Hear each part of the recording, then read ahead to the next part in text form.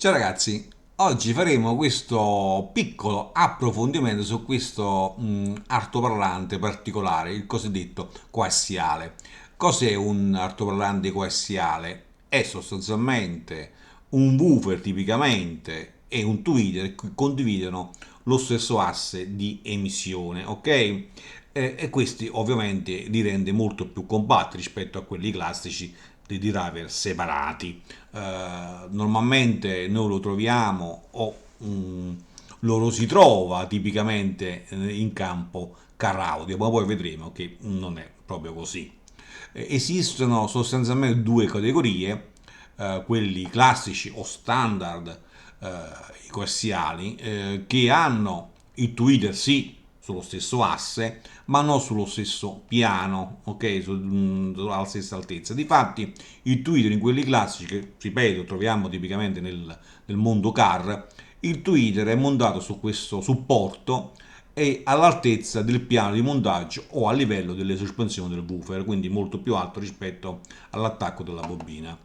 Mentre, e sono tipicamente più economici per certi versi, ma poi vedremo, non sempre. Quelli concentrici invece, il tweeter, come si evince anche da questo disegno, è sullo stesso asse, ma è integrato anche nella struttura del, diciamo, del magnete, ok? E è alla stessa altezza dell'attacco della bobina, cioè alla stessa quota o allo stesso offset o sullo stesso piano, mettetelo un pochino come volete. È per certi versi un tipo di coassiale molto più raffinato e anche più costoso, ok?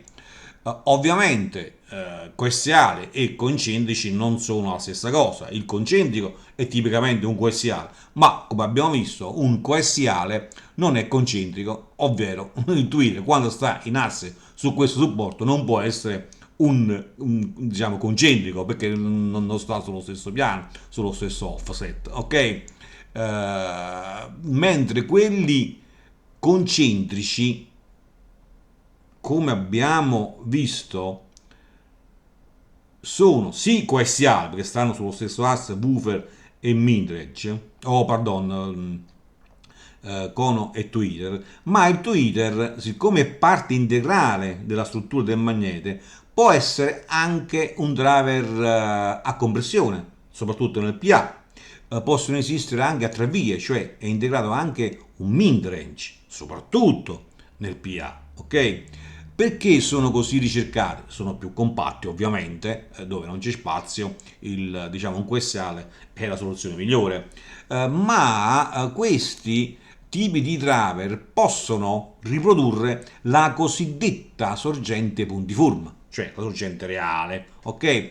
Su questa filosofia ne hanno fatto cavallo di battaglia soprattutto la Renault col suo dual concentric, la KEF con un IQ, ma poi vedremo anche in campo professionale ci sono altri riferimenti, ok? Cioè, col coassiale si cerca di riprodurre questa fatidica coerenza di fase, ok? Ma ritornando un attimo al quest'ala, quello classico, dove il tweeter è posizionato sul supporto e quindi è più in alto rispetto all'attacco della bobina, è mal considerato soprattutto in campo hi-fi perché c'è questo sfasamento. In verità non è del tutto esatto e mi spiego perché. Quando il woofer o l'altoparlante, che può essere anche un midrange, vi ricordo, sta emettendo frequenza relativamente bassa, il cono, che si muove a piston rigido in questo caso, irradia su tutta la superficie, ok? Quindi c'è coerenza di fase su tutta la superficie. Quando invece la frequenza diventa sempre più in alta e più repentina e più violenta rispetto alla struttura,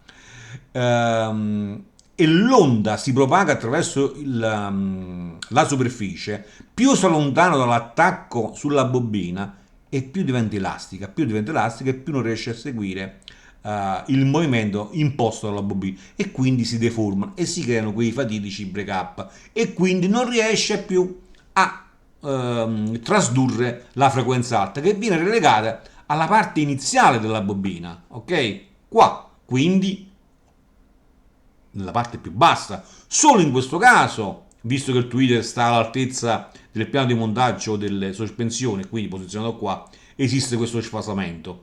Sulle frequenze molto alte, qua è ancora più evidente.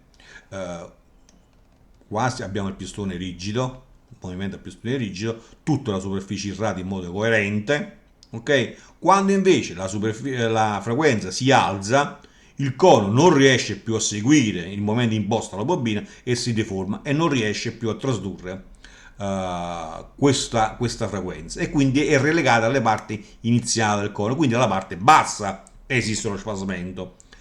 Però, come qua è ancora più evidente nella Polar Maps,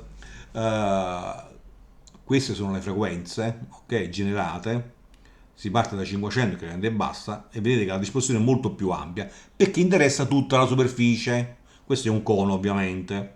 A 1000, la verde, già si restringe un pochino perché già inizia a scendere, ok? A 2000, blu, vedete, si sta restringendo perché l'emissione sta scendendo, ok? È ancora coerente tutta la fase perché è abbastanza uniforme. A 8000 invece questa indrigetto non solo è molto ristretta, quindi emette la parte più in basso e il cono già sta fungendo da guida d'onda, da tromba, quindi ristringe la dispersione, ma si creano anche delle cancellazioni, delle interferenze distruttive dovute alla distanza del cono su tutta la superficie, ok? Qua è molto più evidente. Quindi, se interessa la parte bassa, qua della frequenza molto alta, allora sì, c'è uno sfasamento.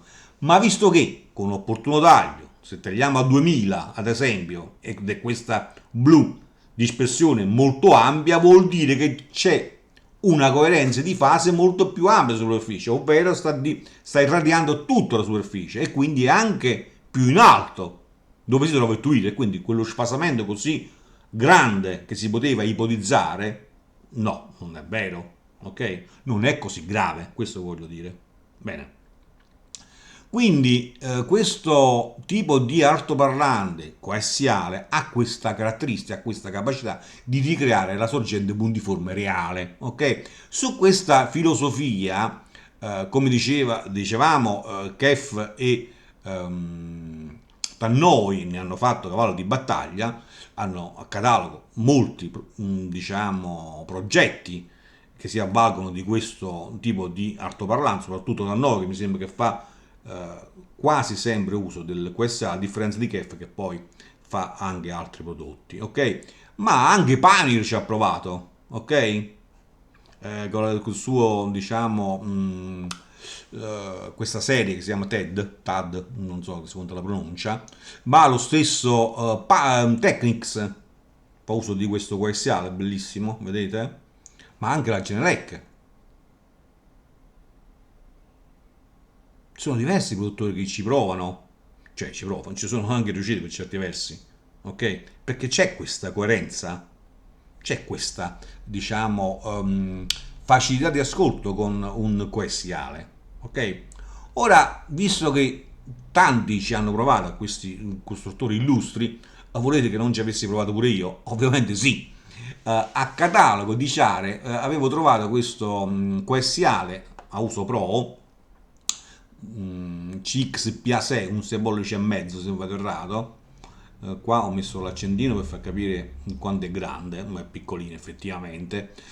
Qua come è strutturato il Twitter, vedete queste alette? Molto carino. Queste sono tutte le caratteristiche di questo driver che non è più in produzione, non è più in produzione, ma è ancora in distribuzione, ancora in vendita, ok? Se eventualmente avete difficoltà a trovare il CX PA6, in alternativa potete usare il CX I160, ok? È molto simile, ok?